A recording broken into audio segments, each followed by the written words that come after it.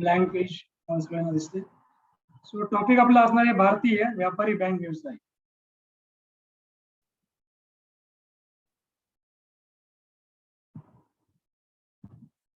व्यापारी बँक व्यवसाय.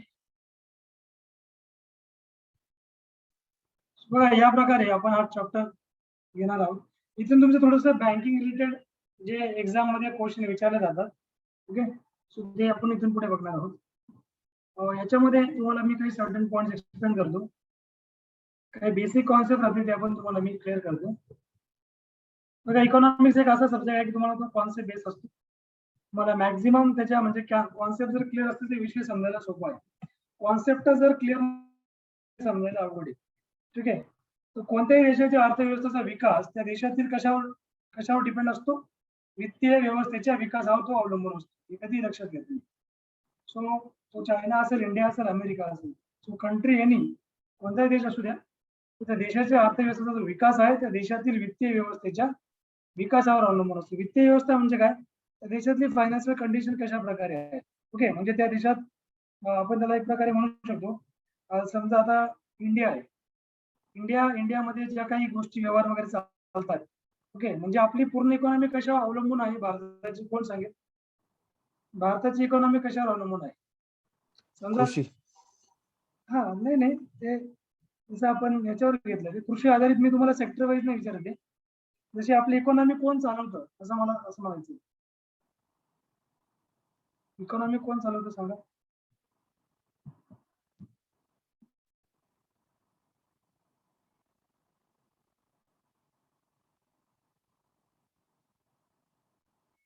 भारतीय व्यापारी बँक व्यवसाय या चॅप्टर मध्ये तुम्हाला माझा एक बेसिक क्वेश्चन आहे की इकॉनॉमी आपली कोण रन करतं? कोणत्या सेक्टरमुळे आपली इकॉनॉमी चालते सांगा ना. त्या सेक्टरवर जर इम्पॅक्ट झाला, काही निगेटिव्ह इम्पॅक्ट वगैरे झाला तर पूर्ण इकॉनॉमी आपली कोसळू शकते. ते सेक्टर आहे बँकिंग सेक्टर. बँकिंग सेक्टर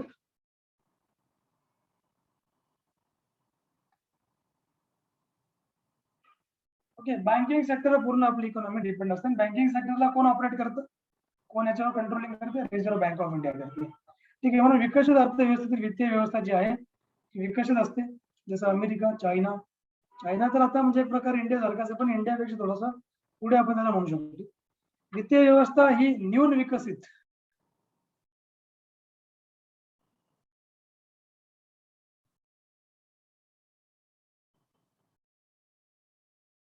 वित्तीय व्यवस्था जी आहे, वित्तीय व्यवस्था ही न्यून विकसित असल्यास अर्थव्यवस्थेच्या विकास प्रक्रियेवर थोड्याशा मर्यादा येतात, थोडासा कंट्रोल येतो.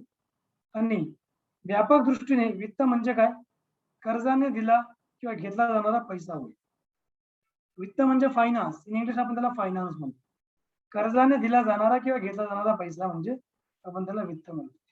सो अशा वित्ताची गरज व्यक्ती, कुटुंबे, व्यापारी, त्यानंतर व्यावसायिक, उद्योगपती, शेतकरी तसेच विविध सरकारे इत्यादींना असते. सो एक्झाम्पल बघा, व्यक्ती व कुटुंबांना वित्ताची गरज दैनंदिन गरजा भागविण्यासाठी तसेच गृह बांधणीसाठी असते. व्यापाऱ्यांना वित्ताची जर तुम्ही बघितलं, व्यापाऱ्यांना म्हणजे दैनंदिन गरजा भागवण्यासाठी आपण जनरली वित्ताची गरज पडते, बरोबर. मग व्यापाऱ्यांना वित्ताची गरज आपला माल विकत घेण्यासाठी लागत असते, तसं साठवण्यासाठी त्यांना गरज पडते. उद्योगपतींना आपल्या स्थिर व खेळत्या भांडवलाची गरज भागवण्यासाठी एक वित्त आवश्यक राहते.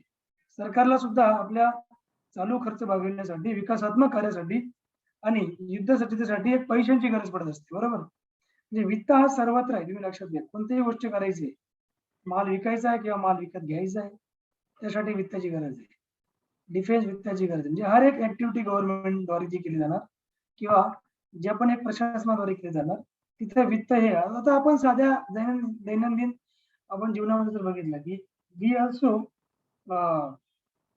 वर्क विथ दी, आपण त्याला म्हणू शकतो एक प्रकारे की वित्त जे आहे आपण देखील वित्ताचा दैनंदिन जीवनामध्ये वापर करत असतो. तुम्ही कुठे जा, तुम्ही ट्रान्झॅक्शन करतातच, ठीक आहे. बरेच तुम्ही दुकानावर जा, तिथे तुम्हाला बुक घ्यायचा असेल, ठीक आहे, तिथे तुम्ही फायनान्सचा यूज करणार, वित्त तुम्ही वापर करता, बरोबर. विदाउट वित्त म्हणजे काय? फायनान्स म्हणतो मी इंग्लिश मध्ये, लक्षात घ्या.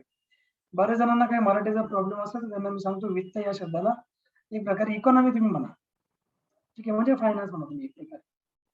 तुम्ही या विविध कारणांसाठी वापरण्यात येणाऱ्या ज्या काही वित्ताच्या देवाणघेवाणीतून निर्माण होणाऱ्या व्यवस्थेत आपण काय म्हणतो? वित्तीय व्यवस्था म्हणतो, फायनान्शियल सिस्टम म्हणतो.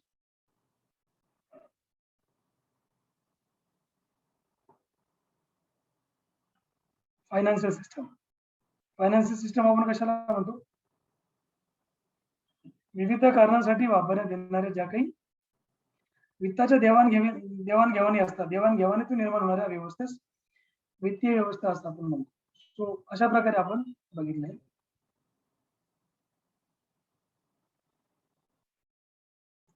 सो भारतीय वित्तीय व्यवस्थेचे भाग आपण बघतोय. Components of Indian financial system. Components of Indian financial system, ठीक आहे. सो या प्रकारे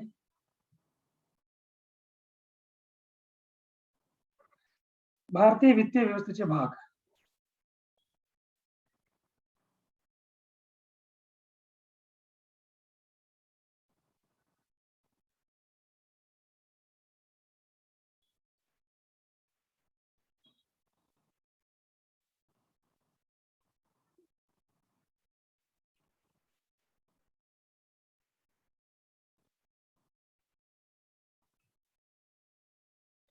सो भारतीय वित्तीय व्यवस्थेचे आपण भाग बघूया. याच्यामध्ये पहिला जो भाग आहे तो आहे वित्तीय बाजार. याला फायनान्शियल मार्केट म्हणतात. तिथे सगळे देवाणघेवाणी वगैरे फायनान्सच्या गोष्टी चालू असतात. दुसरा वित्तीय संस्था, याला फायनान्शियल इन्स्टिट्यूट म्हणतात. तुम्ही नोट डाऊन करून घ्या. 3 नंबर आहे वित्तीय सेवा, फायनान्शियल सर्व्हिसेस आणि चौथा जो भाग आहे तो वित्तीय साधने, त्याला आपण म्हणतो फायनान्शियल इन्स्ट्रुमेंट्स.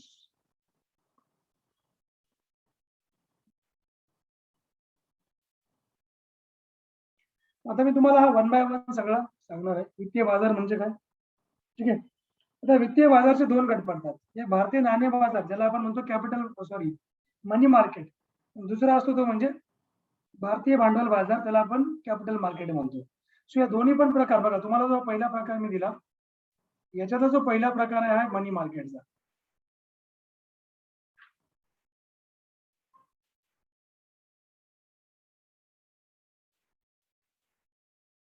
दुसरा प्रकार आहे याच्यामध्ये तो कॅपिटल मार्केट. थोडं मी इंग्लिश टर्म्स पण तुम्हाला देईल तुमच्या अंडरस्टँडिंगसाठी. कॅपिटल मार्केट आणि मनी मार्केट, कारण टिपिकल इकॉनॉमिक मराठी जर बघितलं थोडंसं समजायला कठीण जातं. ओके, हा चॅप्टर अतिशय इम्पॉर्टंट आहे, कारण तुम्हाला एक्झाम मध्ये जास्त करून क्वेश्चन या टॉपिकवर तुम्हाला विचारले जातात. सो कॅपिटल मार्केट म्हणजे काय? भारतीय भांडवल बाजार, इंडियन कॅपिटल मार्केट. याला इंडियन मनी मार्केट म्हणतात, भारतीय नाणे बाजार.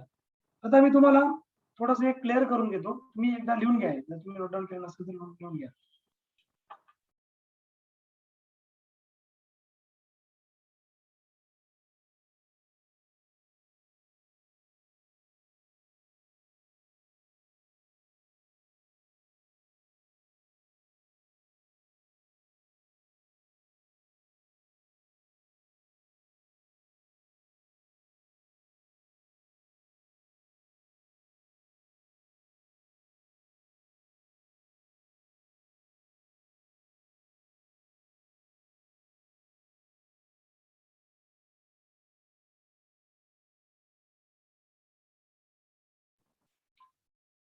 ओके, सो इथे आपण बघितलं कॅपिटल मार्केट आणि मनी मार्केट. तर तुम्हाला हे तुम्ही नोट डाऊन केलं असेल तर मी तुम्हाला पुढचं एक्सप्लेन करतो याच्यामध्ये.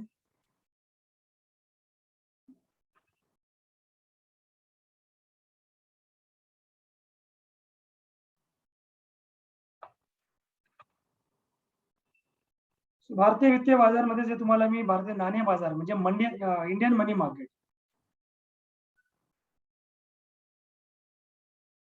नाणे बाजार मी नोट डाऊन करत चाला नसेल करत असाल तर. आणि याच्यामध्ये तुम्हाला मी दोन गट सांगतो. पहिला गट आहे असंघटित क्षेत्र,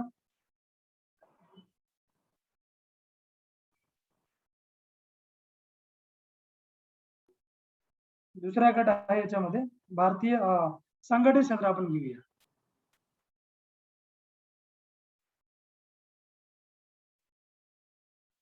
बघा, भारताची पॉप्युलेशन आहे, लोकसंख्या, ती कोणत्या गटामध्ये मोडते? असंघटित क्षेत्रामध्ये मोडते. ठीक आहे, असंघटित. तुम्हाला मी सांगतो याच्यामध्ये असंघटित क्षेत्रामध्ये कोण कोण आहे. असंघटित क्षेत्रामध्ये कोण येणार? बघा, इथे सावकार आहे, सावकार आणि सराफी जे पेढीवाले असतात.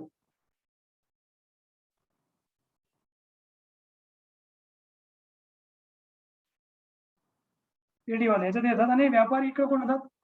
व्यापारी बँक व्यवसाय येतो संघटित क्षेत्रामध्ये.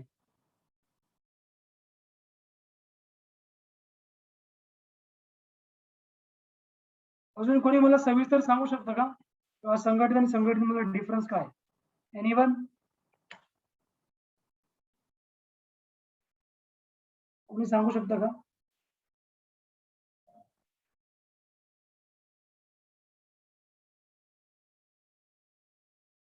संघटित आणि असंघटित मधला फरक काय अजून? जसे मी तुम्हाला एक मागील क्लासमध्ये सांगितलं होतं, ज्यांना आठवतंय त्यांनी मला सांगू शकत नाही. असंघटित क्षेत्र आणि संघटित क्षेत्र म्हणजे काय?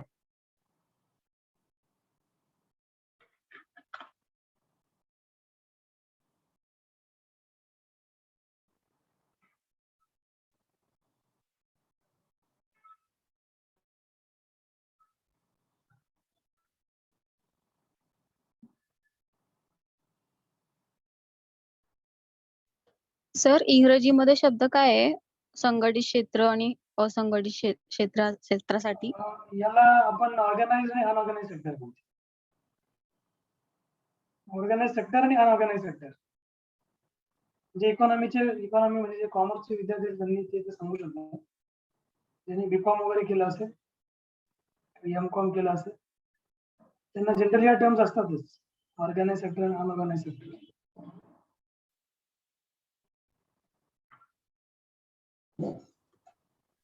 ऑर्गनाइज सेक्टर मध्ये सर बँकिंग सेक्टर्स आणि बरोबर. जे गव्हर्नमेंट सेक्टर मध्ये जॉब करणारे वर्कर्स. प्रायव्हेट नाही येणार का? हो सर, प्रायव्हेट पण येणार. हो, मग कोणते प्रायव्हेट वाले कोणते येणार? NGOs, LICs. एक्झॅक्टली बरोबर. अजून? आणि अनऑर्गनाइज सेक्टर मध्ये ज्यांची सॅलरी फिक्स नसते. एक्झॅक्टली करेक्ट, अगदी बरोबर आहे. अनऑर्गनाइज ज्यांची सॅलरी फिक्स नाही राहत. फळवाले, बरोबर, फळवाले, भाजीवाले, पाणीपुरीवाले. ठीक आहे, तर हे सगळे संघटित अनऑर्गनाइज सेक्टर मध्ये येतात. अगदी बरोबर सांगितलं. चला ठीक आहे. तर मग अशा प्रकारे याला आपण म्हणतो, इन शॉर्ट मी तुम्हाला सांगितलं, हे लक्षात घे. हे दोन प्रकार पण सावकार पण याच्यामध्ये येतो. याचा इन्कम फिक्स नाही राहत, लोकांना पैसे वाटून त्याचं इंटरेस्ट वगैरे घेत असतो. सराफी पेढेवाले याच्यामध्ये सराफी पेढेवाले. ओके, आता मी तुम्हाला हा थोडा सेक्टर जो आहे भारतीय नाणे बाजार, आता याच्यामधल्या तुम्हाला मी हे सांगितलं. आता मी तुम्हाला भारतीय भांडवल बाजारामध्ये सांगतो याच्यामध्ये काय काय आहे. भारतीय भांडवल बाजार याच्यात काय असे दोन गट पडत नाही. भारतीय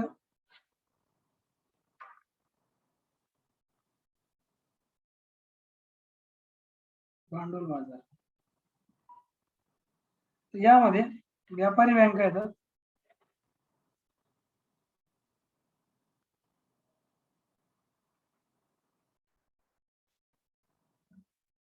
त्यानंतर विकास वित्तीय संस्था,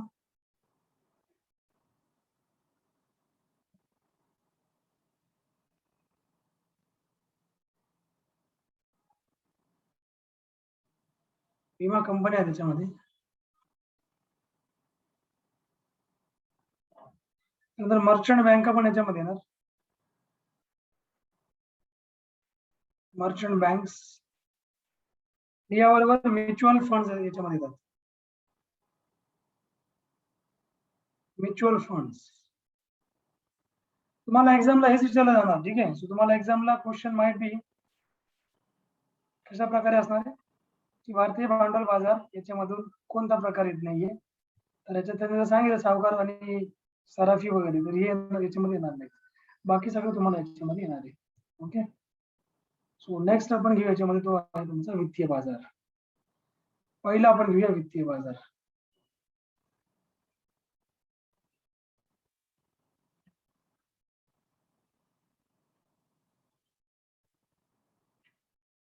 वित्तीय बाजारला आपण फायनान्शियल मार्केट म्हणतो. आणि याच्यामध्ये बघा फायनान्शियल मार्केट म्हणजे एक्झॅक्टली काय, या मार्केटमध्ये कोणत्या गोष्टी वगैरे घेतल्या जातात बघा. सो वित्तीय बाजार म्हणजे वित्ताच्या देवाणघेवाणीचा बाजार आहे. म्हणजे फायनान्सचा देवाणघेवाण, म्हणजे फायनान्स घेतला जाणार, फायनान्स दिला जाणार, बरोबर. वित्ताच्या कालावधीनुसार त्याचे दोन प्रमुख भाग पडतात. जसे मी तुम्हाला सांगितलं, फायनान्शियल मार्केटचे दोन भाग आहेत.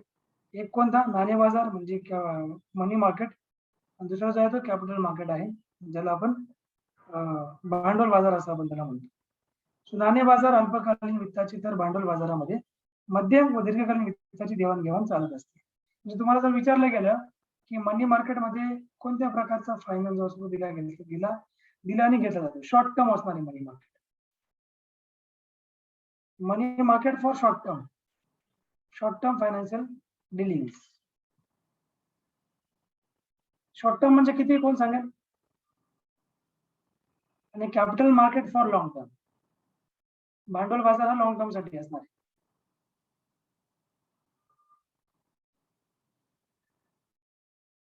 For long term. Short term म्हणजे किती, लॉंग टर्म म्हणजे किती?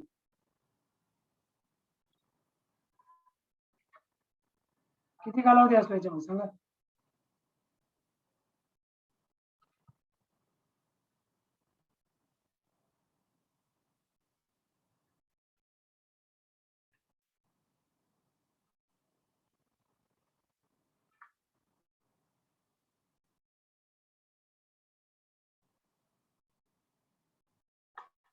सांगा शॉर्ट टर्म किती, मनी मार्केट फॉर शॉर्ट टर्म म्हणजे किती कालावधी, लेस दॅन 1 इयर, लेस दॅन 365 डेज, 365 दिवसापेक्षा कमी म्हणजे शॉर्ट टर्म. तो जो काही वित्तीय म्हणजे जो काही फायनान्शियल मार्केट ज्याला आपण म्हणतो, जे 365 वर्षापेक्षा कमी दिवसा 365 दिवसांपेक्षा कमी कालावधीच राहतं, म्हणजे for less than 1 year, that is called as money market. आणि कॅपिटल मार्केट म्हणजे मोर दॅन 1 इयर. सो मग 2 वर्ष, 5 वर्ष, 10 वर्ष, 28 वर्ष, 30 वर्ष, किती राहू शकतात ते. सो त्याला आपण म्हणतो कॅपिटल मार्केट. ओके.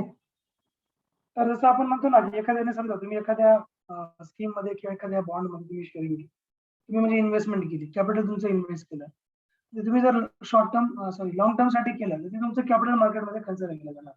तुम्ही जर शॉर्ट टर्म साठी खेळताय तर तुमचं मनी मार्केटमध्ये कन्सिडर केलं जाणार आहे. ओके. सो हे तुम्ही दोघं लक्षात घ्या. वित्तीय बाजाराचे दोन प्रकार, मनी मार्केट, कॅपिटल मार्केट.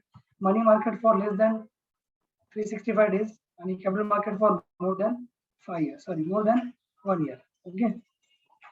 त्यानंतर वित्तीय संस्थांच्या मध्ये आहे तुम्हाला फायनान्शियल इन्स्टिट्यूट्स. वित्तीय संस्था.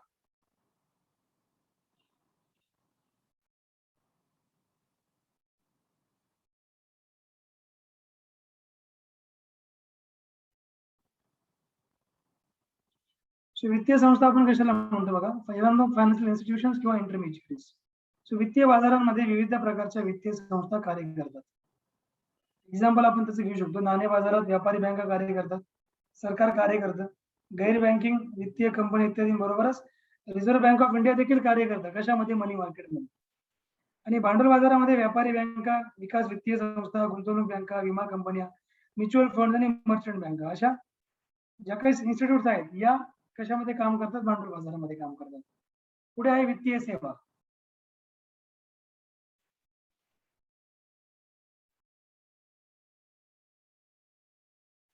वित्तीय सेवाचा अर्थ तो फायनान्शियल सर्व्हिसेस आपण याला म्हणतो. वित्तीय ज्या सेवा आहेत म्हणजे वित्तीय संस्था आपण त्याला म्हणतो. ओके.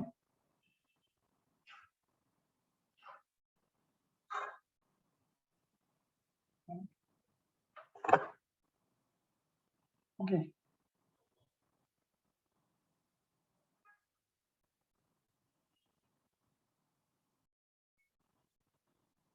बघा याच्यामध्ये काय, याच्यामध्ये आपण त्याला म्हणतो भारतीय वित्तीय सेवा म्हणजे फायनान्शियल सर्व्हिसेस.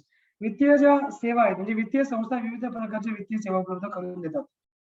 ठीक आहे. जे तुम्हाला मी सांगितलं ना, मनी मार्केट, कॅपिटल मार्केट, याच्यामधून वेगवेगळ्या प्रकारच्या सुविधा उपलब्ध करून दिल्या जातात. जसं की कर्ज पुरवठा, विमा, भाग विमेकरी सेवा इत्यादी. हे सगळं कशामध्ये येतं, वित्तीय सेवामध्ये येते. म्हणजे वेगवेगळ्या सेवा याच्याद्वारे उपलब्ध करून देण्यात जाणार जनतेसाठी. ओके. त्यानंतर वित्तीय साधने. वित्तीय साधने म्हणजे काय?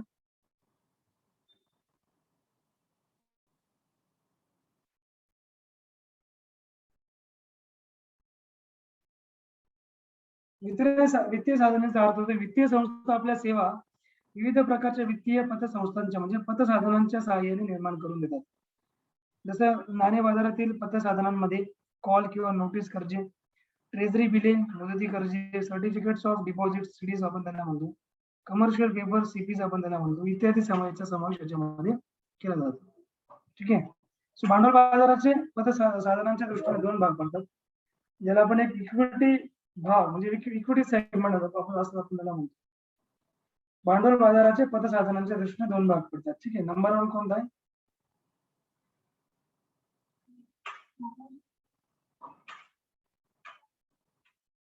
Equity segment. दूसरा डेट सेगमेंट.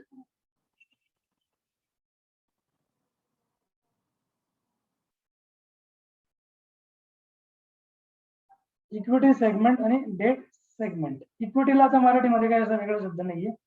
इक्विटी विभाग म्हणा किंवा डेट विभाग म्हणा, असे दोन वित्तीय साधने आपण याला म्हणतो. असे याचे आपण दोन प्रकार बघितले. आता इक्विटी जो सेगमेंट आहे हा वाला, याच्यामध्ये इक्विटी विभागामध्ये विविध प्रकारच्या शेअरचा समावेश होतो. ठीक आहे. याच्यामध्ये वेगवेगळ्या प्रकारचे डिफरंट शेअर्स असतात. Different shares. आणि जो डेट विभाग आहे हा वाला डेट सेगमेंट, याच्यामध्ये विविध प्रकारच्या डिबेंचर्स बॉन्डचा समावेश होतो. डिबेंचर्स आणि बॉन्ड्स. ओके. या प्रकारे हे आपण बघितलं कशामध्ये? वित्तीय साधनांमध्ये. पुढील याच्यामध्ये प्रकार आपण बघणार तो म्हणजे बघा याच्यामध्ये आहे वित्तीय बाजार, फायनान्शियल मार्केट. चला पुन्हा मी तुम्हाला थोडं डिटेल मध्ये सांगणार फायनान्शियल मार्केट बद्दल. बेसिक मी तुम्हाला सांगेन. तुम्हाला जर विचारलं गेलं फायनान्शियल इन्स्ट्रुमेंट म्हणजे वित्तीय साधनांमध्ये कशाचा समावेश होतो तुम्हाला हे माहिती असणं गरजेचं आहे. ठीक आहे. तर वित्तीय बाजार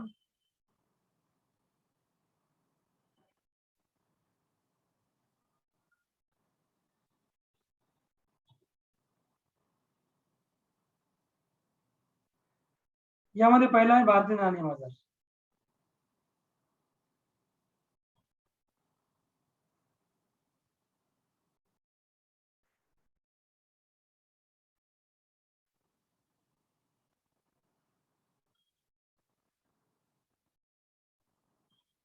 भारतीय नाणे बाजार, इंडियन मनी मार्केट आपण याला म्हणतो.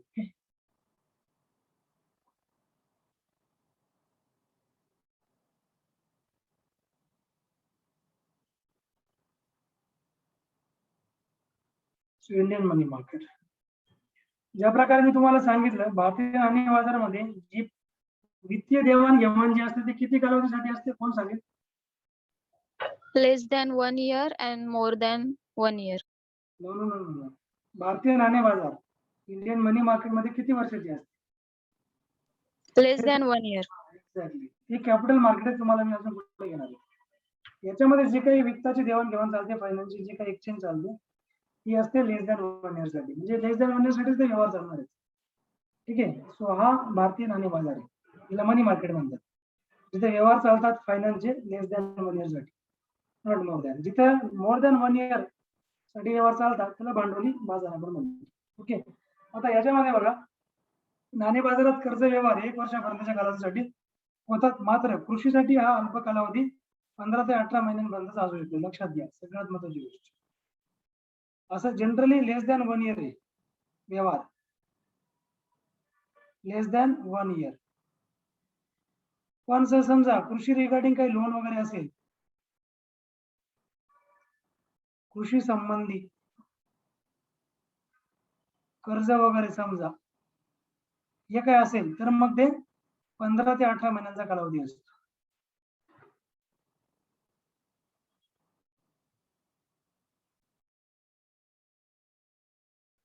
किती झालं 15 ते 18 महिन्यांसाठी. सो हे तुम्हाला इथे माहिती असणं गरजेचं आहे. सो आय होप की इथपर्यंत तुम्हाला क्लिअर आहे. क्लिअर तुम्हाला एक्झामला विचारलं गेलं भारतीय नाणे बाजारमध्ये कृषीसाठी कालावधी किती असतो वित्तीय एक्सचेंजचा वित्तीय वित्तीय देवाणघेवाणीचा तुम्हाला हे माहिती पाहिजे. लेस दॅन 1 इयर. सॉरी, कृषीसाठी 15 ते 18 महिने, जनरली लेस दॅन 1 इयर.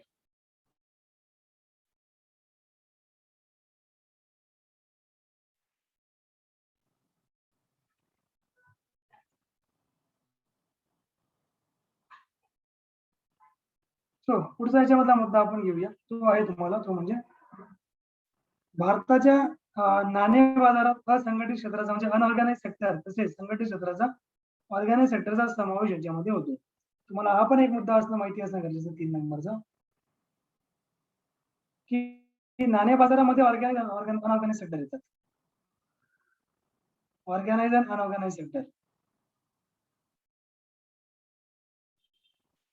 हे कॅपिटल मार्केटमध्ये सेक्टर येत नाहीत, लक्षात घ्या. सो इम्पॉर्टंट डेटा आहे.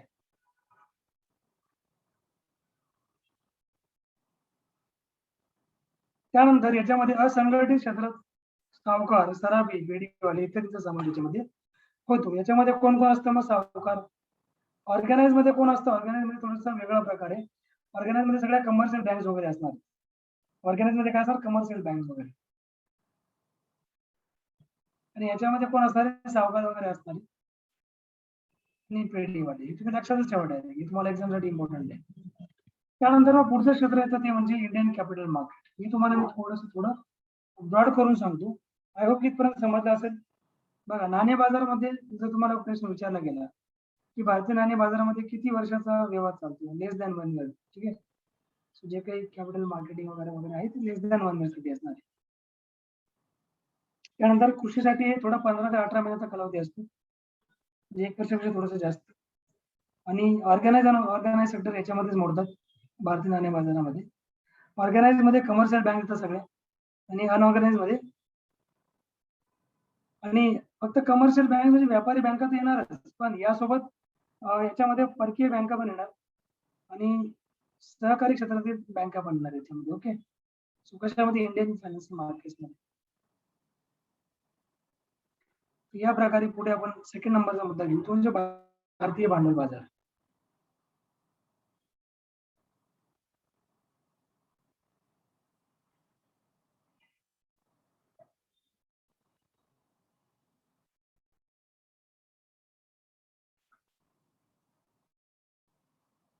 आपण Indian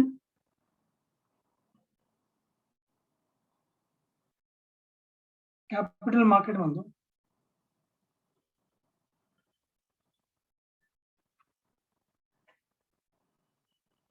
Indian capital market. Okay. Okay. So यामध्ये जर तुम्ही बघितलं इंडियन भांडवल बाजारामध्ये, याच्यामध्ये दीर्घकालासाठी व्यवहार केले जातात, म्हणजे मिड टर्म आणि लॉंग टर्म फंड असतात. याच्यामध्ये mid term, long term fund.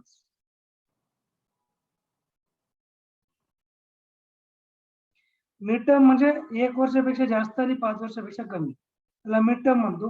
आणि लॉंग टर्म म्हणजे 5 वर्षापेक्षा जास्त असणारे. So more than 1 year, less than 5 years. That is mid term. आणि लॉंग टर्म म्हणजे मोर दॅन 5 इयर्स. आपण याला म्हणतो लॉंग टर्म. जे काही व्यवहार वगैरे येतात ना त्याला आपण म्हणणार आहे long term, that is more than 5 years. मग यालाच म्हणतात भांडवल बाजार, जिथे मिड टर्म, लॉंग टर्म व्यवहार करतील वित्तीय फायनान्स. ठीक आहे.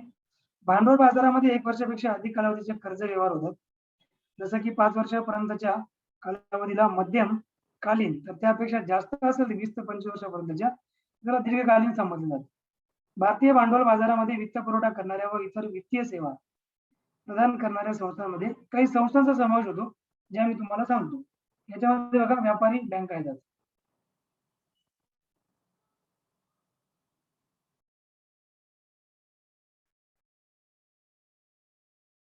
व्यापारी बँका येतात त्याच्यामध्ये.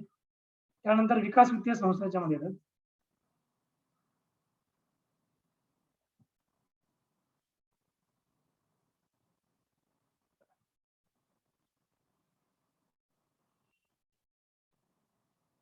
ठीक आहे. जसं एक्झाम्पल आपण याच्यामध्ये बघू शकतो. IFCI, विकास वित्तीय संस्थांमध्ये IFCI आहे, IDBI आहे, ICICI, SIDC या वित्तीय संस्था आहेत. नंतर विमा कंपन्या त्याच्यामध्ये, ज्यामध्ये LIC, GIC,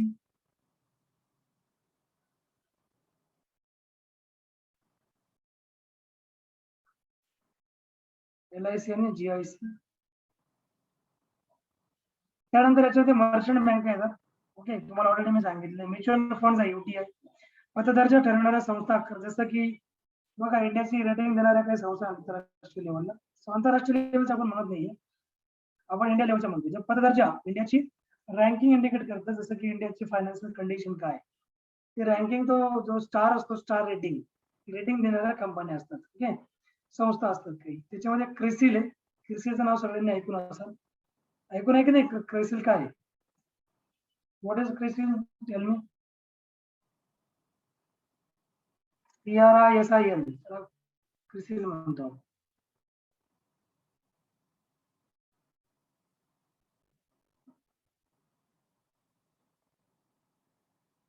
ती रेटिंग देणारी संस्था इंडियाची. ओके, क्रिसिल.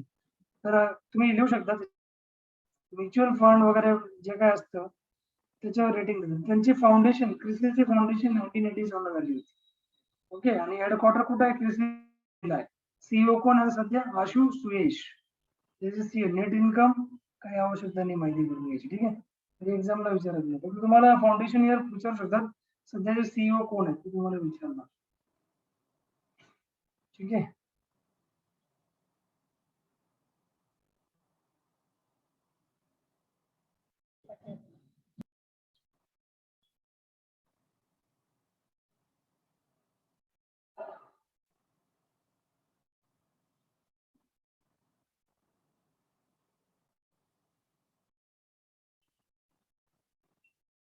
नेक्स्ट पॉइंट कडे आपण जाऊया.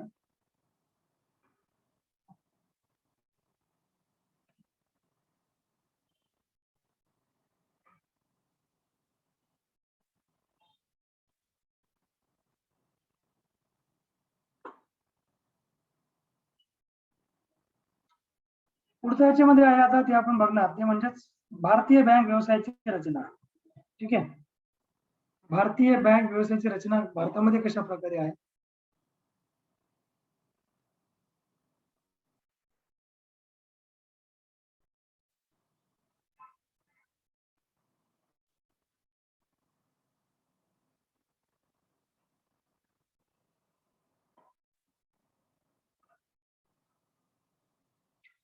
सो यामध्ये तुम्ही बघू शकता, यामध्ये पहिलं आहे असंघटित बँक व्यवसाय. ठीक आहे,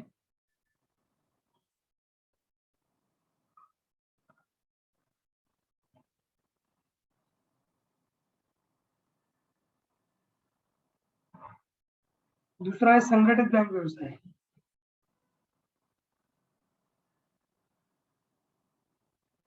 ऑलरेडी सांगितलं, थोडीशी रिपिटेशन आहे, समजून घ्या. रिपिटेशन आहे तुमच्या फायद्यासाठी आहे. संघटित बँक व्यवसायामध्ये तुम्हाला मी सांगितलं, अनऑर्गनाइज बँकिंग म्हणतो आपण.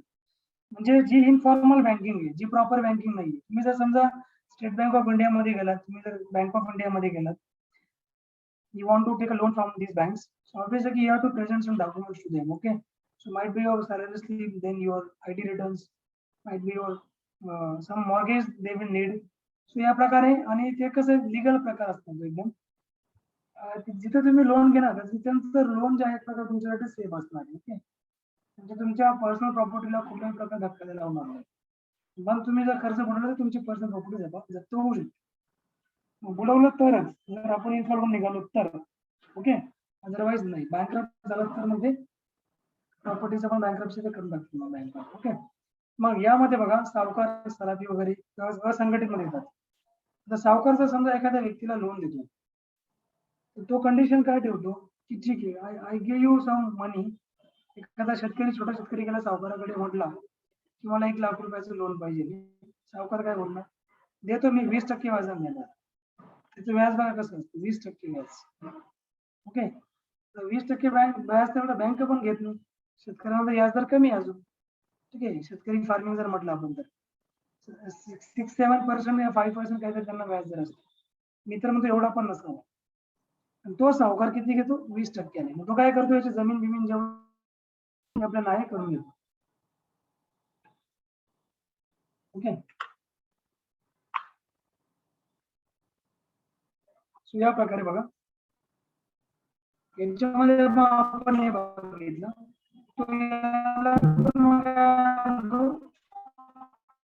याला आपण असंघटित बँक म्हणतो. जसं भारतामध्ये पूर्वीपासून कर्ज व्यवहार करणारे महाजन, काही सेठ, श्रेष्ठ, शक्ती, चट्टिया, सराफ इत्यादी आर्यने सावकार व सराफ पेढीवाल्यांना संघटित क्षेत्रात आणण्याचे बरेच प्रयत्न केले असताना सुद्धा ते या क्षेत्राचा पूर्ण हिस्सा बनू शकलेले नाहीये.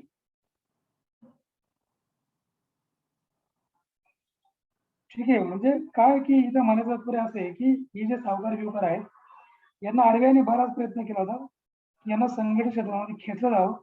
ठीक आहे, परंतु तसं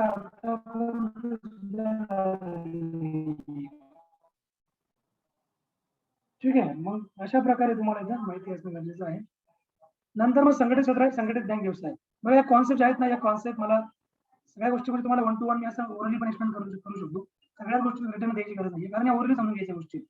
आता अनऑर्गनाइज बँकिंग आहे. ठीक आहे, याच्यामध्ये बघा आपण याला संघटित क्षेत्र म्हणतो. याच्यामध्ये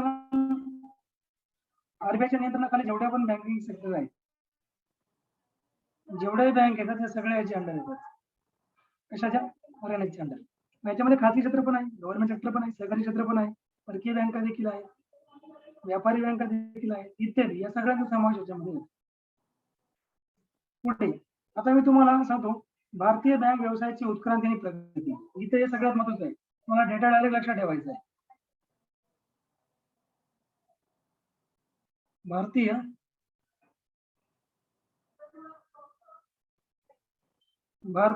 बँक व्यवसायाची उत्क्रांती.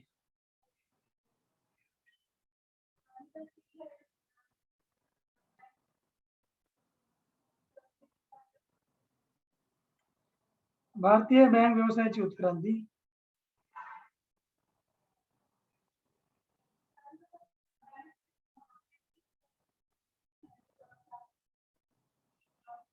व प्रगती. ठीक आहे, यामध्ये बघा भारतीय बँक व्यवसायाची उत्क्रांती आणि प्रगती. आता याच्यामध्ये evolution and progress of Indian banking तुम्ही याच्यामध्ये बघितलं 18व्या शतकाच्या उत्तरार्धापासून सुरू झालेल्या भारतीय बँक व्यवसायाची काही महत्वाचे टप्पे मी तुम्हाला याच्यामध्ये सांगतो. तुम्हाला सांगतो की भारतीय बँकिंगची उत्क्रांती कशी झाली. भारतामध्ये थोडासा आपण इतिहास बघूया. भारतामध्ये ब्रिटिशांचं राज्य होतं आणि ब्रिटिश 16व्या शतकामध्ये भारतामध्ये एंट्री करतात and at the beginning they are traders. Gradually they acquire the political and regional power of India in Indian territory. They become rulers of particular regions of India. And gradually they acquire the administrative and political power entire India. ठीक आहे, of entire India. Entire इंडियाची जे power वगैरे आहे ते ketchup करतात. ठीक आहे,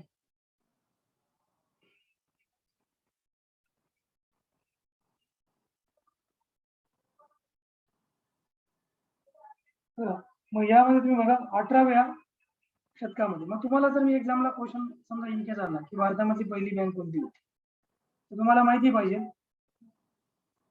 की 1770 मध्ये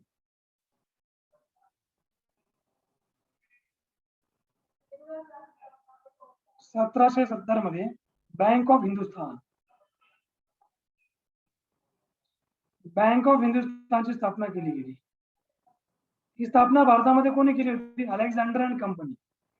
अलेक्झांडर अँड कंपनीने यांनी बँक ऑफ हिंदुस्थान नावाची भारतातील पहिली बँक स्थापन केली होती. या बँकेने सुमारे 20 वर्ष काम केल्यानंतर ती बंद पडली होती. 20 वर्ष म्हणजे काय? 1790.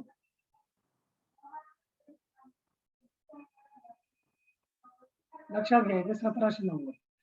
ओके, 1790 ला ही जी बँक आहे ही स्थापन केली गेली होती. सॉरी 1770 ला आणि 1790 ला बंद पडली होती. म्हणजे स्वातंत्र्यपूर्व बँकिंग सेक्टरची प्रगती कशा प्रकारे होती आपण बघतोय.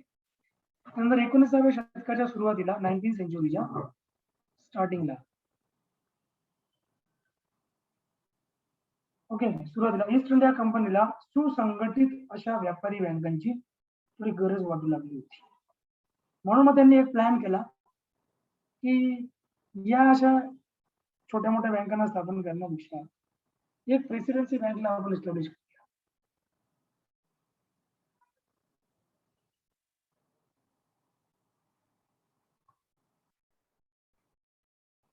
Presidency bank. आता या ज्या प्रेसिडेन्सी बँक होत्या याला इलाका बँक पण म्हणतात. या 3 एरियामध्ये त्यांनी स्थापन केल्या होत्या प्रेसिडेन्सी बँक, ज्याला आपण इन शॉर्ट BBM पण म्हणू शकतो. Bank of Bengal, Bank of Bombay, Bank of Madras. BlackBerry medicine जर नका करू, ठीक आहे. Bank of Madras, Bank of Bengal, Bank of Madras, Bombay and Madras, BBM आपण याला म्हणतो. इन शॉर्ट लक्षात ठेवा BBM. तर यांची स्थापना जी आहे ही या 3 रिजन मध्ये केली गेली होती. बरं, माझा तुम्हाला जनरल प्रश्न आहे की वाय दिस 3 रिजन्स वर सिलेक्टेड बाय ब्रिटिशर्स. हे 3 एरियामध्येच का बँकिंग त्यांनी एस्टॅब्लिश केल्या प्रेसिडेन्सी बँक? का बाकीचे प्रेसिडेंट नव्हते का त्यांच्या अंडर मध्ये? होते. But why they choose this 3 areas? So anyone can tell me the answer?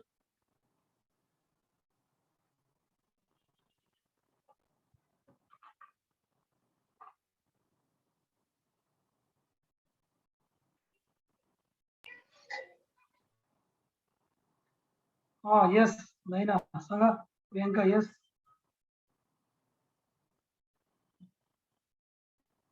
Sir question repeat करा ना. क्वेश्चन असा आहे की Bank of Bengal, Bank of Madras, Bank of Bombay या 3 ठिकाणी या 3 बँका का आल्या होत्या? बाकीच्या एरियामध्ये त्यांनी का नाही केलं स्थापन प्रेसिडेन्शियल बँक? या तिघांना प्रेसिडेन्शियल बँक म्हणतात, प्रांतीय बँका. पण सर गव्हर्नर्स होते ना 3 तिथे. ओके, ठीक आहे. अजून थोडं सॉलिड रिझन काय? बरोबर, म्हणजे तुम्ही हे थोडंसं बरोबर सांगितलं, गव्हर्नर्स तिकडे ठिकाणी होते. So one more.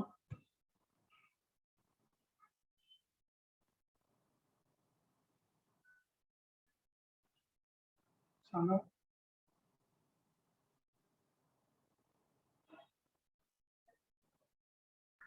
Sir, because of economy. Because of economy. Okay, because of economy, one of the reasons. Okay, one more.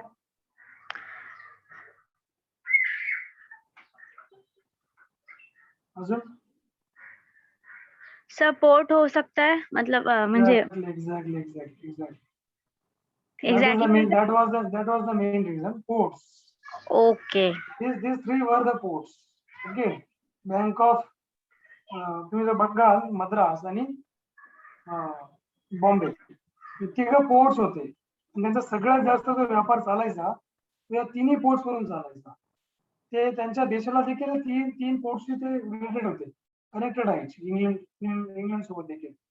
आणि जसं त्यांनी नॉर्थ साठी बंगाल सिलेक्ट केला होता, वेस्ट साठी बॉम्बे सिलेक्ट केला होता, तेव्हा मुंबईला बॉम्बे म्हणायचे, आणि मद्रास साऊथ साठी मद्रास होते. म्हणजे या 3 प्रांत मधून त्यांचा व्यापार हा पूर्ण भारतामध्ये स्प्रेड व्हायचा, या 3 रिजन्स मध्ये. म्हणून या 3 ठिकाणी या 3 मेन बँक्स त्यांनी एस्टॅब्लिश केल्या होत्या, प्रेसिडेन्सी बँक्स असं आपण त्याला म्हणतो. ओके, चला इथपर्यंत आपण बघितलं. सो त्यानंतर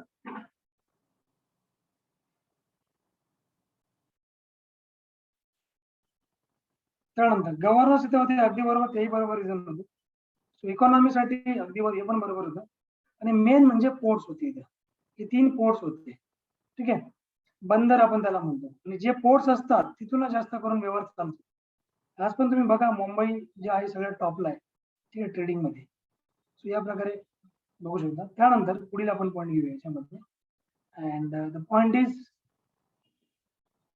19th. तुम्हाला मी सांगितलं की याच्या 19वे शतक होते, याच्यामध्ये बँकांची स्थापना झाली होती. 1806 मध्ये bank of Calcutta.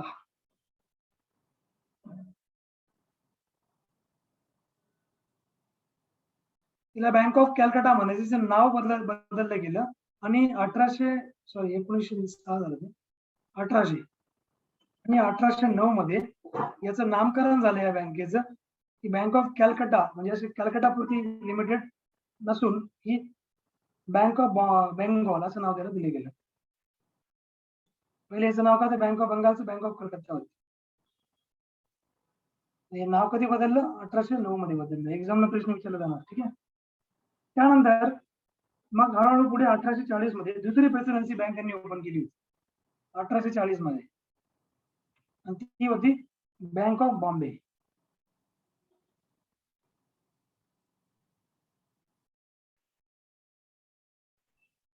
Bank of Bombay जे महत्व त्यावेळेस कलकत्त्याचं होतं ते महत्व आज काहीच नाही. आज सगळे इम्पॉर्टन्स मुंबईचं झालेलं आहे. म्हणजे कुठेतरी आता प्रेझेंट गव्हर्नमेंट जे आहे ते कमी करण्याचा प्रयत्न करते सेंट्रल मधलं. मुंबईचं इम्पॉर्टन्स कमी केलं जावं. ठीक आहे. त्यानंतर इथे तुम्ही बघू शकता अहमदाबादचं इम्पॉर्टन्स वाढावं असं आहे, प्लॅन आहे. 3 नंबरचा पॉईंट याच्यामध्ये तुम्ही बघू शकता की तो म्हणजे तिसरी जी बँक होती ती 1843 आली होती आणि तिचं नाव होतं बँक ऑफ मद्रास. तुम्ही नोट डाऊन करून ठेवा सगळ्या dates. Bank of Madras. Okay. 1843 अशा 3 प्रेसिडेन्शियल बँक स्थापन झाले. या तिन्ही बँकांना नोटा छापण्याचा अधिकार देखील देण्यात आला होता. नोटा कोण छापणार, 3 बँका छापणार, त्या ब्रिटिश गव्हर्नमेंटला प्रोव्हाइड करणार. ओके. त्यानंतर मात्र तिन्ही बँकांना नोटा लोकप्रिय झाल्याने 1832 मध्ये 1832 साली सॉरी 32 झालं 62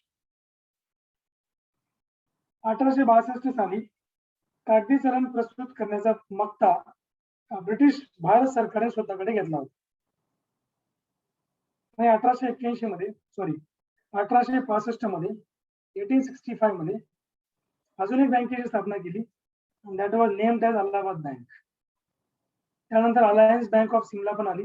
दोन्ही बँकांची स्थापना जिथे 1865 मध्ये केली गेली होती. ओके. सो या प्रकारे 1881 मध्ये 1881 मध्ये 1881 मध्ये अवध कमर्शियल बँकेची स्थापना केली गेली होती. त्यावेळेस युपीला अवध म्हणायची, आज युपी म्हणतात. अवध कमर्शियल बँक याची स्थापना केली गेली.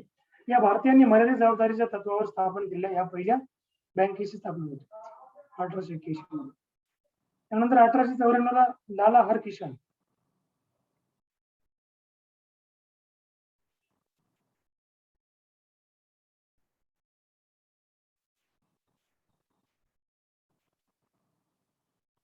हरकिशन ठीक आहे, यांच्या अथक प्रयत्नांमुळे पंजाब नॅशनल बँकेची स्थापना झाली होती.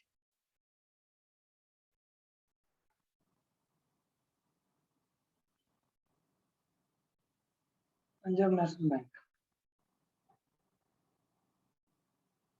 बँकेची स्थापना झाली होती. ओके. आणि ती संपूर्ण भारतीय मालकीची पहिली बँक होती, तुम्ही लक्षात घ्या. त्यानंतर 1905 मध्ये अजून काही बँका सुरू केल्या गेल्या होत्या. बघा आरबीआयचा नंबर अजून बाकी आहे, फक्त छोट्या मोठ्या बँक होत्या.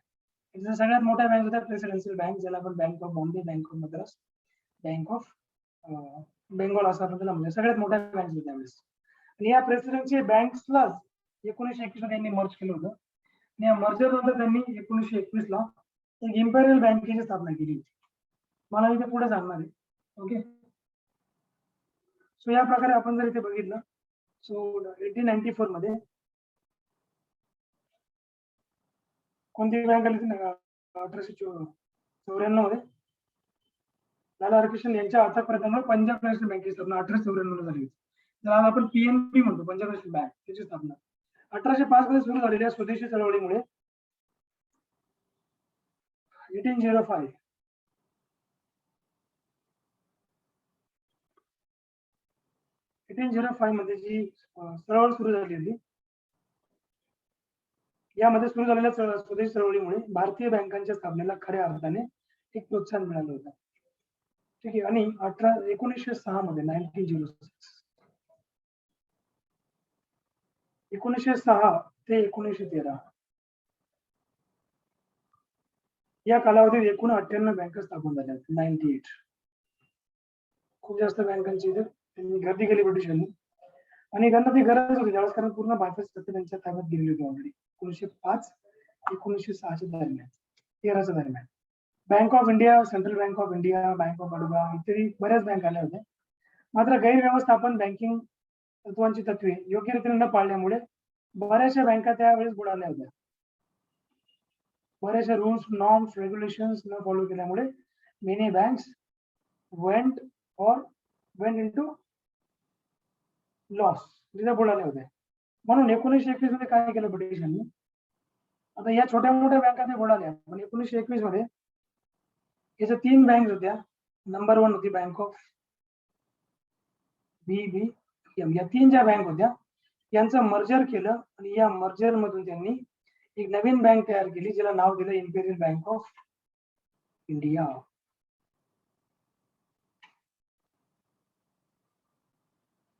इम्पेरियल बँक ऑफ इंडिया हे त्यांनी नाव दिले याच्यातून. ठीक आहे. So imperial bank of India this name was given this bank.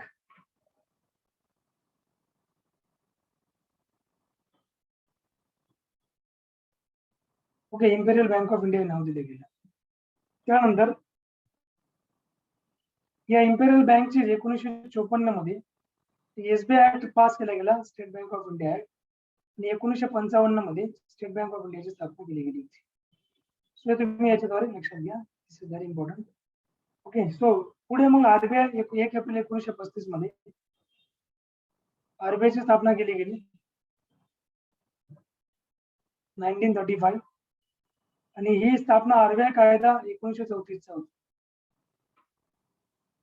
1934 चा जो RBI कायदा होता त्या कायद्याद्वारे ही स्थापना झाली. तर आपण हे बघितलं स्वातंत्र्याच्या अगोदर. आता स्वातंत्र्यानंतर काय झालं, स्वातंत्र्यानंतर तुम्ही बघितलं 1947 नंतर 1 जानेवारी 1949 मध्ये RBIचं राष्ट्रीयकरण केलं गेलं होतं. राष्ट्रीयकरणचा अर्थ काय होता कोण सांगेल? What is nationalisation?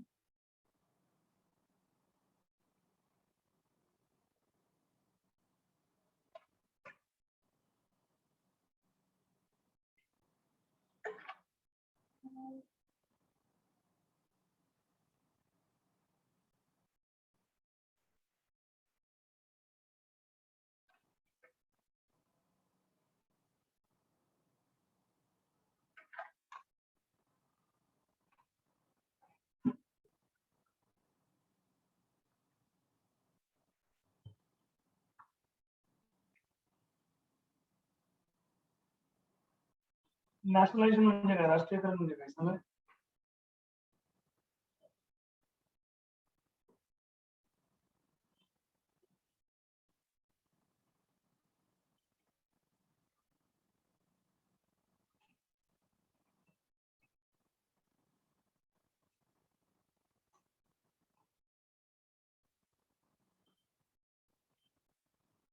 What is called राष्ट्रीयकरण? What is called nationalization?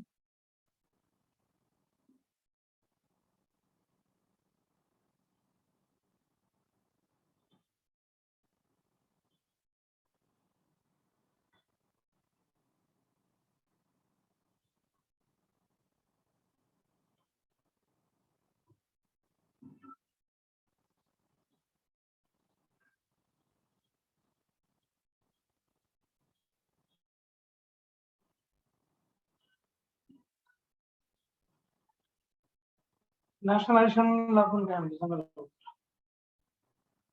नॅशनलायझेशनचा अर्थ होतो राष्ट्रीयकरण. सॉरी, म्हणजे राष्ट्रीयकरण म्हणजे काय? Government body getting becoming private body becoming government body. ठीक आहे, private body getting converted into government body, that is called nationalisation. त्याला काय म्हणतो आपण? नॅशनलायझेशन म्हणतात. जेव्हा RBI ची स्थापना केली गेली होती, RBI तेव्हा काय होतं इनिशियल लेवलला? RBI was a private body. RBI काय होती? प्रायव्हेट बॉडी होती. 1935 मध्ये. 1947 पर्यंत 48-49 पर्यंत प्रायव्हेटच होती. जेव्हा RBIचं राष्ट्रीयकरण झालं RBI गव्हर्नमेंट बॉडी होती. आज RBI फुल्ली काय? Government body. ओके, हे तुम्हाला माहिती पाहिजे. So RBI today is what? Fully government organization.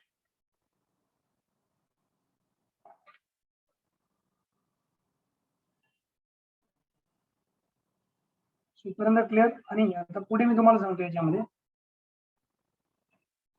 की बँकिंग सेक्टरचा पुढे विकास कसा झाला. एक कायदा पास केला गेला आरबीआयचं राष्ट्रीयकरण करण्यासाठी. त्या कायद्याचं नाव होतं BRA, बँकिंग रेग्युलेशन ऍक्ट आपण त्याला म्हणतो.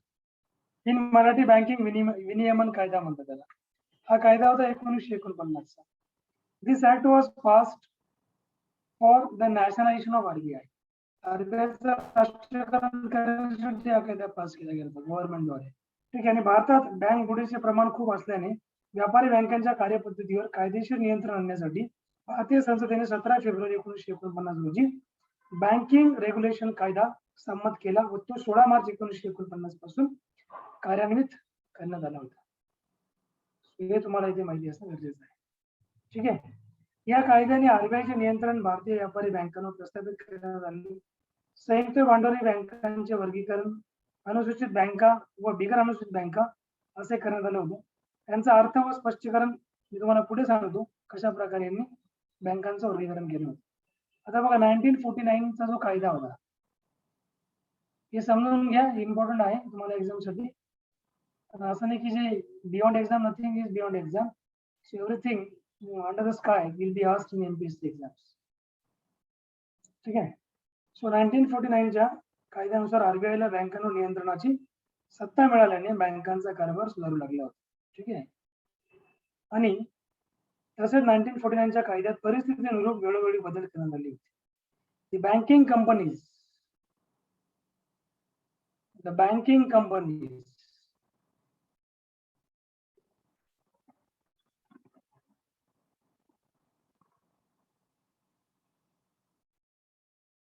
so बघा the banking companies ऍक्ट जो होता 1961 मध्ये हा पास केला गेला होता. 1961 यानुसार आरबीआयला सरकारच्या संमतीने बँकांच्या सक्तीने विलिनीकरण करण्याचा हक्क मिळाला. म्हणजे आरबीआय बँकांच्या सक्तीने काय करणार? विलिनीकरण करणार या कायद्यानुसार. सो थोडेफार बेसिक डेटा पण आहे तुम्हाला माहिती पाहिजे. 1 जुलै 1955 मध्ये एसबीआय कायदा करून एसबीआयची स्थापना केली गेली होती. ठीक आहे. तुम्हाला मी सांगितलं एसबीआय कोणत्या बँकांपासून बनली होती सांगा बरं. एसबीआय कोणत्या कायद्या कोणत्या 3 बँका एकत्र करून एसबीआय फॉर्म केली गेली होती? Imperial banks. एक्झॅक्टली. इम्पेरियल बँकेचंच कन्वर्जन एसबीआय मध्ये झालेलं आहे. जर in case if you are asked question in the exam which is the oldest bank in India, your answer will be SBI. Which is the first bank in India असं जर विचारलं गेलं पहिली bank कोणती आहे तर बँक ऑफ हिंदुस्तान 1770. ठीक आहे. ती बँक बंद पडली 20 वर्षानंतर 1770 ते 90 असं 20 वर्ष फंक्शन झाली. आफ्टर दॅट ती बंद पडली, सक्सेस नाही झाली. ठीक आहे. सो 1949 1959 सरकारने एसबीआय संलग्न बँक कायदा 1959 संमत केला होता. त्यानुसार 8 संस्थानिकांच्या बँका म्हणजे former princely state own banks एसबीआयने आपल्या ताब्यात घेतली. त्यांना एसबीआयच्या सहयोगी बँका म्हणून ओळखण्यात येते. ठीक आहे. सो इथला डेटा तुम्हाला माहिती असणं गरजेचं आहे. सो आय होप की इथपर्यंत तुम्हाला कळालं. आता पुढे तुम्हाला मी काही खासगी बँक होत्या ज्यांचं राष्ट्रीयकरण केलं गेलं. इंदिरा गांधी प्राईम मिनिस्टर असताना मी थोडासा तुम्हाला बेसिक हिस्ट्री सांगतो. 1 फेब्रुवारी 1969 ची घटना. 1 फेब्रुवारी 1969. ओके. आणि या दिवशी काय झालं होतं बघा की व्यापारी बँकांवर एक सामाजिक नियंत्रण सोशल कंट्रोल लादला गेला होता. Social control on commercial bank. ह्या कोणी लादला होता? आणि त्यावेळेचे अर्थमंत्री कोण होते? उपपंतप्रधान आणि अर्थमंत्री मोरारजी देसाई होते. यांनी हा निर्णय घेतला होता की सोशल कंट्रोल लादायचा. ठीक आहे. याचा अर्थ असा होता की व्यापारी बँकांची मालकी व व्यवस्थापन खासगी भागधारकांकडेच ठेवायची. म्हणजे ठेवून राष्ट्राच्या विशिष्ट आर्थिक व सामाजिक उद्दिष्टांच्या पूर्ततेसाठी त्यांचे सरसकट राष्ट्रीयकरण करण्याऐवजी त्यांच्यावर सरकारने विविध नियंत्रणे लादण्याच्या पद्धतीस सामाजिक नियंत्रण असं म्हटलं जातं. ठीक आहे. त्यानंतर मग इंदिरा गांधी PM असतानाच 19 जुलै 1969 या दिवशी 14 खासगी बँकांचे राष्ट्रीयकरण करण्यात आले होते. किती? 14 खासगी बँकांचे राष्ट्रीयकरण करण्यात आले होते.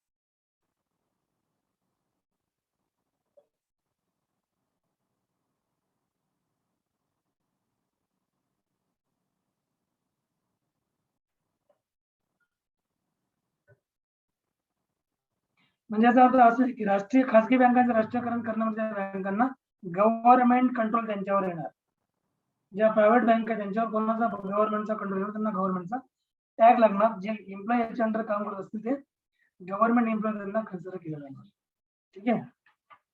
आणि मग 14 अशा बँकांचे राष्ट्रीयकरण करण्यात आले ज्यांच्या ठेवी ज्या होत्या या जून 1969 मध्ये त्यांचे कॅपिटल किती होते या बँकांचं? 50 कोटीपेक्षा अधिक होतं. कोटीपेक्षा जास्त. ज्या बँकांचं 50 कोटीपेक्षा जास्त असं भांडवल होतं त्या बँकांचं राष्ट्रीयकरण करून त्यांना गव्हर्नमेंटच्या अंडर घेण्यात आले. राष्ट्रीयकरणाचा अर्थ मी ऑलरेडी तुम्हाला सांगितलेला आहे की गव्हर्नमेंट ताबा होणार खासगी गोष्टींवर, त्याला आपण राष्ट्रीयकरण असं म्हणतो. आता बँकांच्या राष्ट्रीयकरणाची कारण काय होती, कोणत्या रिझन्सने बँकांचे राष्ट्रीयकरण केलं गेलं? तुम्हाला एक्झामला जर विचारलं गेलं, which of the following is the reason for the nationalization of banks?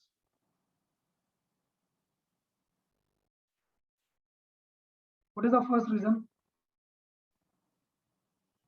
एखादं काही रिझन सांगा मला, ज्याला तुमच्या अकॉर्डिंग माहिती अकॉर्डिंग सांगा. increase in fund.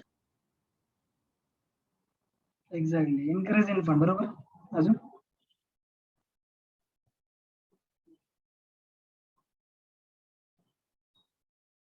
Increasing economic condition. Okay, to improve economic conditions. Okay, economic कंडिशनचा इम्प्रूव्ह करण्यासाठी. अजून बघा, बँकांचं राष्ट्रीयकरण करण्याचे काही कारण होते. याच्यातलं पहिलं कारण जे होतं ते दॅट वॉज आर्थिक सत्तेचे विकेंद्रीकरण करणे. विकेंद्रीकरण नाही, केंद्रीकरण करणे. म्हणजे सेंट्रलायझेशन ऑफ फायनान्शियल सिस्टम. म्हणजे फायनान्शियल सिस्टम ही सेंट्रलाइज होणार. म्हणजे सगळ्या गोष्टी या केंद्रापासून सुटतील तर त्या तळागाळापर्यंत केंद्र यांना सगळ्या सुविधा प्रोव्हाइड करणार. ओके, म्हणजे बँकिंग ही पूर्ण काय नॅशनलाइज केली गेली. म्हणजेच आज पण बँकिंग पूर्णपणे काय सेंट्रल गव्हर्नमेंटच्या अंडर आहे. म्हणजे एक प्रकारे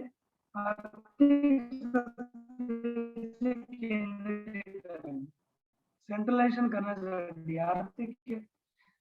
आर्थिक सत्ता जी असेल ती केंद्राच्या हातामध्ये असणार.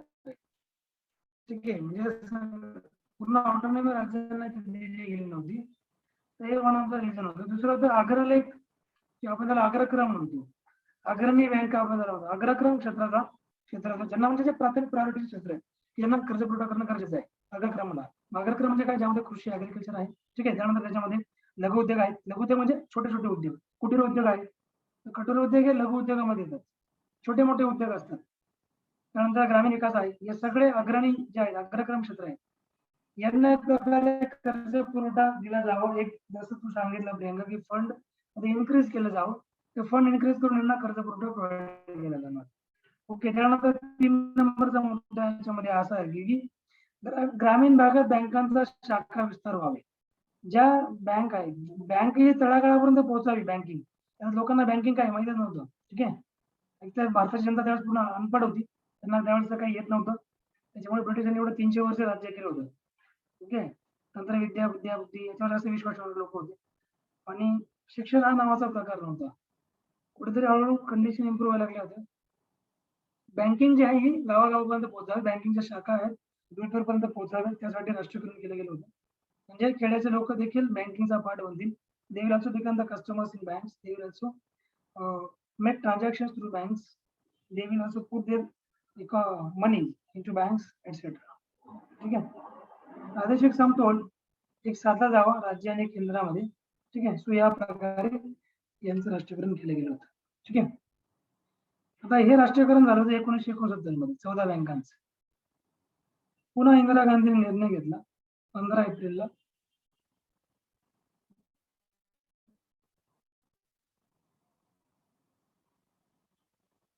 पंधरा एप्रिल 1980 मध्ये. या वर्षी पुन्हा 6 बँकांचं राष्ट्रीयकरण केलं गेलं.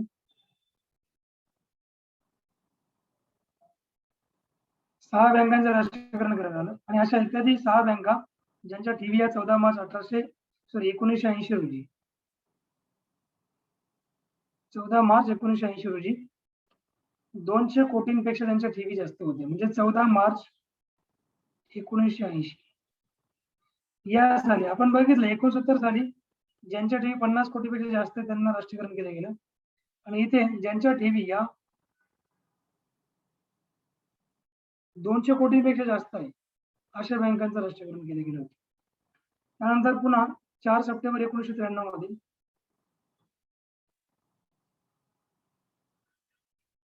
ज्या तोट्यात चाललेल्या ज्या बँका होत्या न्यू बँक ऑफ इंडिया यांचे विलिनीकरण पंजाब नॅशनल बँक मध्ये करण्यात आले होते आणि राष्ट्रीयकृत बँकांची संख्या ही टोटल 19 झाली 1993 मध्ये. ठीक आहे. So total 19 commercial bank. Okay. So 1991 मध्ये 1991 मध्ये 1991च्या काही नवीन आर्थिक धोरणानंतर भारतीय बँक व्यवसायामध्ये खाजगीकरणाचे वारे वाहू लागले. रिझर्व्ह बँकेने जानेवारी 1993 मध्ये खाजगी क्षेत्रात नवीन बँका स्थापन करण्याची संमती दिली. यानुसार स्थापन झालेल्या बँकांना नवीन खाजगी बँका असे म्हणण्यात येऊ लागले होते. सो या प्रकारे आपण हे हा सगळा इथे चार्ट बघितला. सो ठीक आहे. तर इथपर्यंत तुम्हाला क्लिअर आहे. बाकी याच्याबद्दलचे जे काही इन्फॉर्मेशन असेल ते आपण डिस्कस करूया पुढील पॉइंट्स मध्ये. तुम्हाला काही डाऊट क्वेश्चन असेल ते विचारा.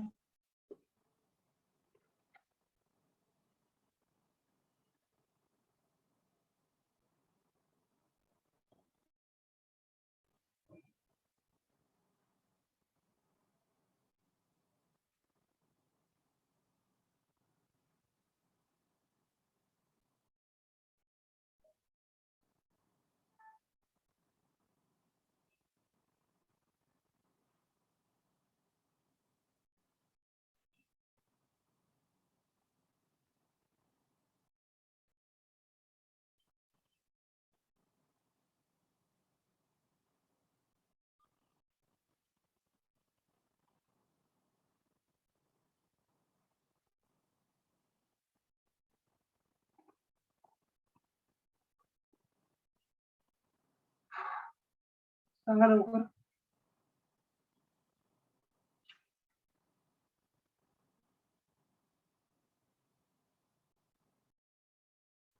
डाऊट वगैरे असतील क्वेरीज असतील ते विचार नसेल तर आपण पुढचा. नाही सर. ओके ठीक आहे. पुढचा मी तुम्हाला याच्यामध्ये काही पॉईंट सांगतो याच्यात की समजा तुम्हाला व्यापारी बँकांचे कार्य जर विचारले गेले एक्झाम मध्ये तर हे 3-4 कार्य यांचे लक्षात ठेवा. सो पहिल्या याच्यामध्ये जे असेल ते बघा तुम्हाला व्यापारी बँकांची कार्य.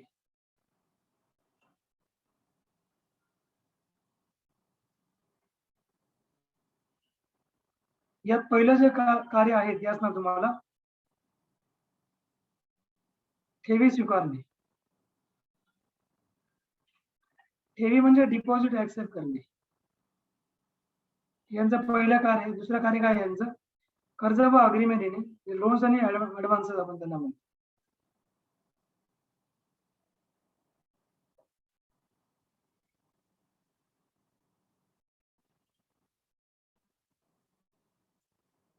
अग्रिमेंट देणे. त्यानंतर तिसरं कार्य काय पत निर्मिती करणे.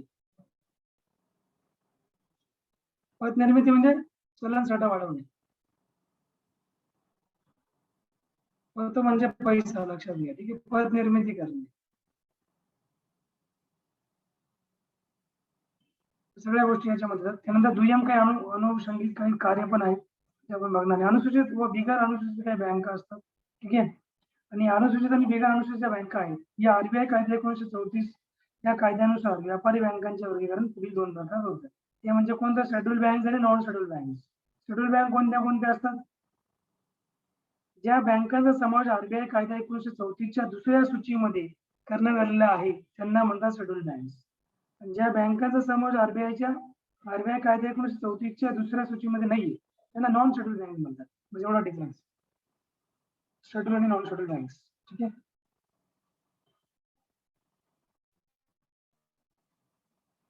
अजून काही तुम्हाला क्वेरी वगैरे असेल तर विचारू शकता.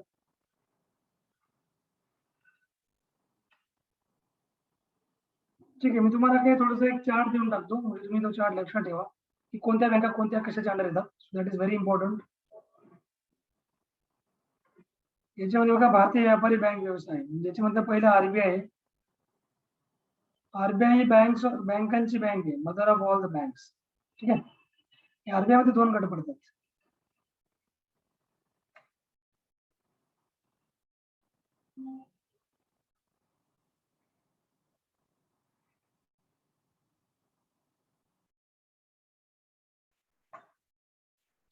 सो आरबीआय मध्ये दोन गट पडतात. हा पहिला मी तुम्हाला सांगतो याच्यामध्ये.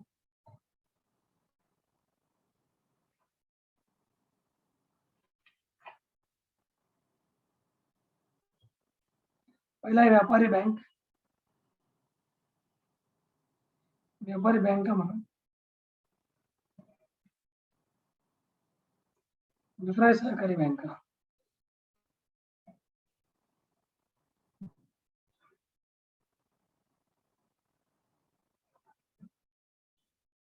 यामध्ये आहे तुम्हाला व्यापारी बँकांमध्ये तुम्हाला आहे नंबर 1. याच्यात पण दोन गट पडतात व्यापारी बँकांचे.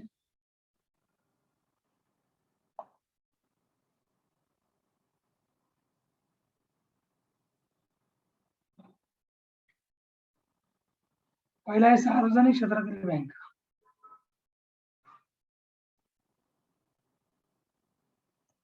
क्षेत्रातील बँका. दुसरा आहे तो म्हणजे खासगी क्षेत्रातील बँका.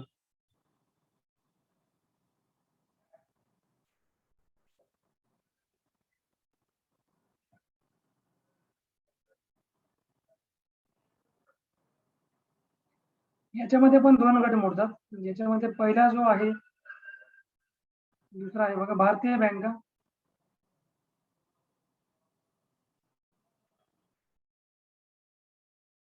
इकडे परकीय बँका.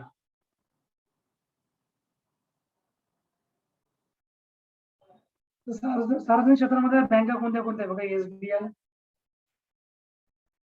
त्यानंतर राष्ट्रीयकृत बँका, नॅशनलाइज बँक आपण त्याला म्हणतो. त्यानंतर आयडीबीआय लिमिटेड.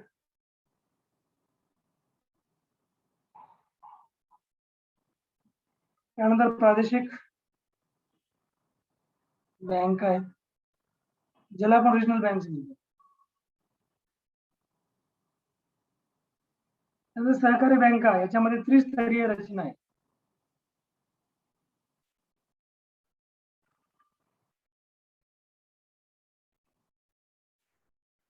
त्रिस्तरीय रचना नंबर 1 याच्यामध्ये आहे ते आहे राज्य सहकारी बँक, शिखर बँक आपण त्याला म्हणतो.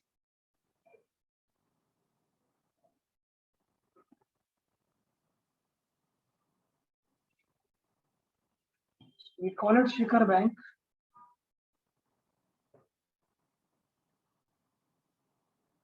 इकडे आपण याला म्हणतो तो म्हणजे जिल्हा मध्यवर्ती सहकारी बँक.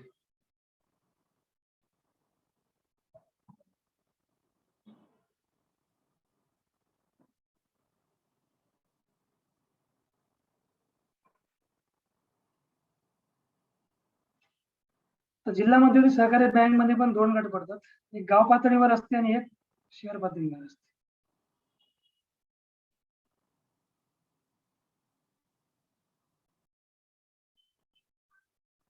दुसरी आहे शहर पातळीवर. याच्यामध्ये प्राथमिक कृषी सहकारी पतसंस्था आहे. प्राथमिक कृषी सहकारी पतसंस्था याच्यामध्ये ना. यामध्ये नागरी सहकारी बँक आहे.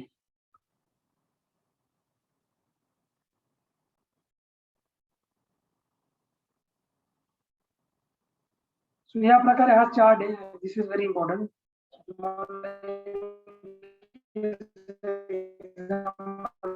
विचारलं गेलं. हा सगळा तुम्ही ठीक आहे. या व्यतिरिक्त काय तुम्हाला रिगार्डिंग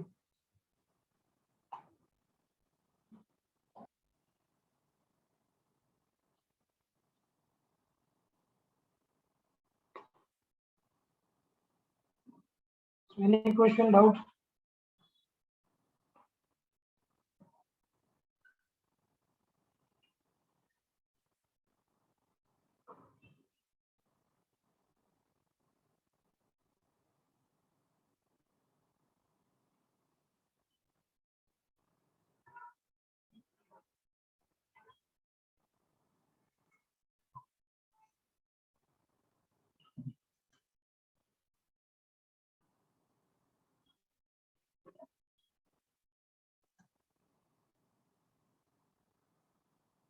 विचारा.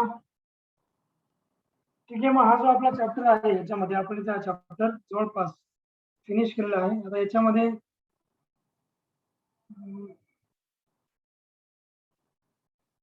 काही गोष्टी असतील, बट आय डोंट थिंक की they need to be discussed. आपल्याला डिस्कस करायची आवश्यकता नाही पडणार. जो मेन डेटा आपण तो डिस्कस केलेला आहे. हा, जर तुम्हाला इन केस समजा बँकिंग क्षेत्र सुधारणा याच्यावर तुम्हाला जर काही समजा कमिटी जर विचारल्या गेल्या, त्याच्यामध्ये एक कमिटी सगळ्यात फेमस आहे, एम नरसिंहन समिती. एम नरसिंहन समिती कशावर आहे? बँकिंग सेक्टर बँकिंग क्षेत्र सुधारणावर आहे. त्यानंतर तिचा पार्ट 1 आणि पार्ट 2 आहे, म्हणजे एम नरसिंहन समिती 1, एम नरसिंहन समिती 2.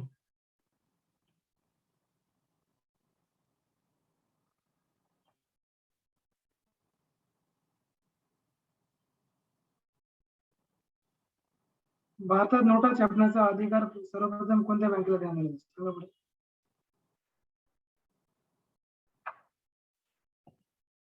भारतामध्ये नोटा छापण्याचा अधिकार सर्वप्रथम कोणत्या बँकेला देण्यात आला? अशा प्रकारे तुम्हाला एक्झामला प्रश्न आले, लक्षात घ्या. रिझर्व्ह बँकेच्या स्थापनेपूर्वी भारतात नोटा कोणामार्फत छापल्या जात होत्या? सांगा लवकर. President Bank of India. बरोबर. पण त्याच्यातली कोणती bank? Bank of Kolkata, Bank of Madras की बँक ऑफ बंगाल?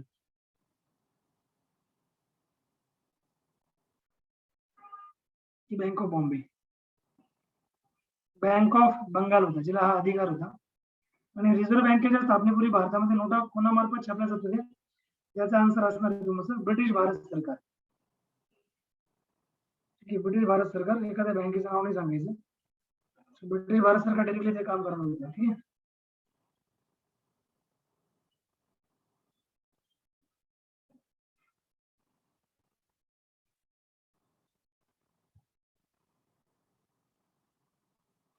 ठीक आहे. So any doubt? No sir. म्हणजे अशा प्रकारे तुम्हाला एक्झामला प्रश्न असणार. 1900 तुम्हाला समजा विचारलं गेलं, 1963 मध्ये भारतीय स्टेट बँकेच्या कोणत्या 2 सहयोगी बँकांचे विलीनीकरण करण्यात आले होते? 1963 मध्ये भारतीय स्टेट बँकेच्या कोणत्या 2 सहयोगी बँकांचे विलीनीकरण करण्यात आले होते? 4 ऑप्शन आहेत. हैदराबाद व सौराष्ट्र, बीकानेर जयपूर, बीकानेर व त्रावणकोर, जयपूर आणि इंदौर.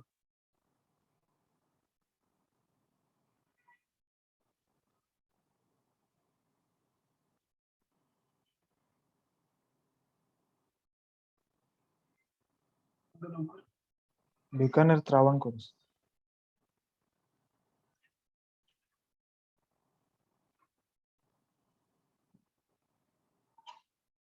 बीकानेर आणि जयपूर आहे. तर अजून एक क्वेश्चन, 1969च्या 14 बँकांच्या राष्ट्रीयकरणाला कोणाचा विरोध होता?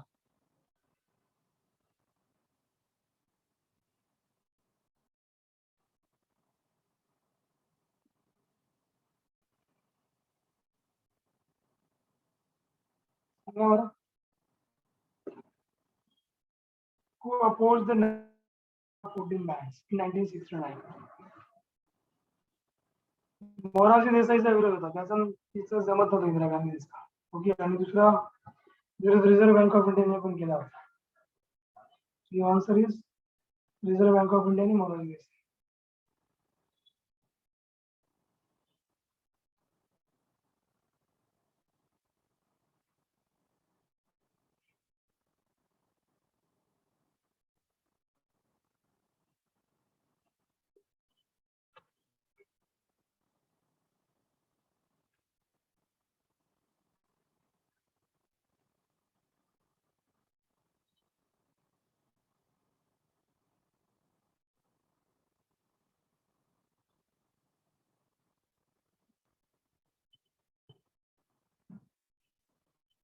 क्लिअर इथपर्यंत?